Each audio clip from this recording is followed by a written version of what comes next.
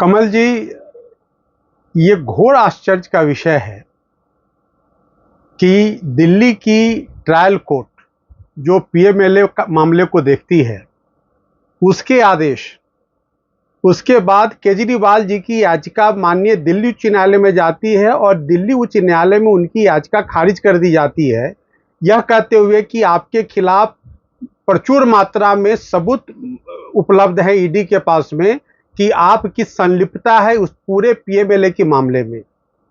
और उस आदेश को जब सुप्रीम कोर्ट में चुनौती देते हैं तो सुप्रीम कोर्ट ने उनकी याचिका को तत्काल सुनवाई करने से मना कर देता है।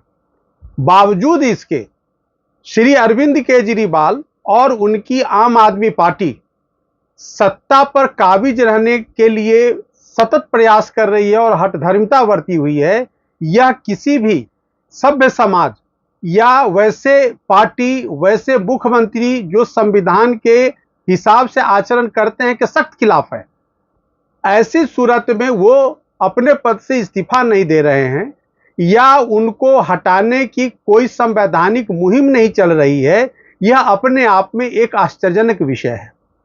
आपको ज्ञात होगा कि हिंदू सेना ने जब दिल्ली उच्च न्यायालय में एक याचिका दाखिल की थी अरविंद केजरीवाल को उनके पद से हटाने के लिए, तो माननीय दिल्ली उच्च न्यायालय ने टिप्पणी की थी कि संविधान के तहत दिल्ली के उपराज्यपाल के पास में संवैधानिक अधिकार है कि उन्हें हटाएं, लेकिन वो भी अपने अधिकार का पालन नहीं कर रहे हैं।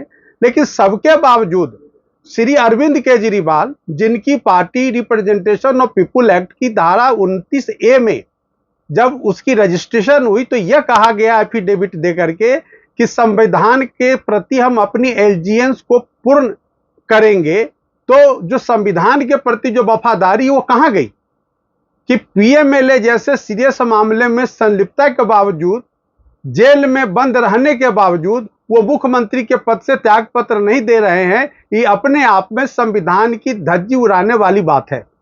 इसका मतलब कि संविधान के लिए उनके दिल में लेश मात्र भी श्रद्धा नहीं है, समर्पण तो दूर की बात है। न ही उनकी जो आम आदमी पार्टी है उसको किसी तरह का रिस्पेक्ट भारत के संविधान के लिए है।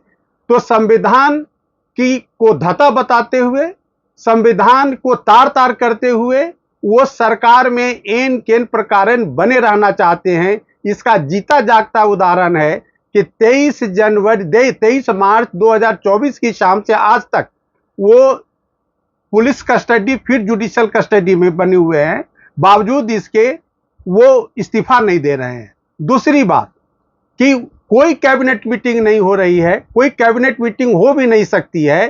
तो दिल्ली में जो स्वास्थ्य की व्यवस्था है, दिल्ली में जो शिक्षा की व्यवस्था है, दिल्ली के लोगों के लिए day to day electricity, water, sanitation के लिए जो गवर्नमेंट के डिसीजंस होते हैं हर वीक या प्रतिदिन, वो सारे डिसीजंस वो खटाई में पड़े हुए हैं।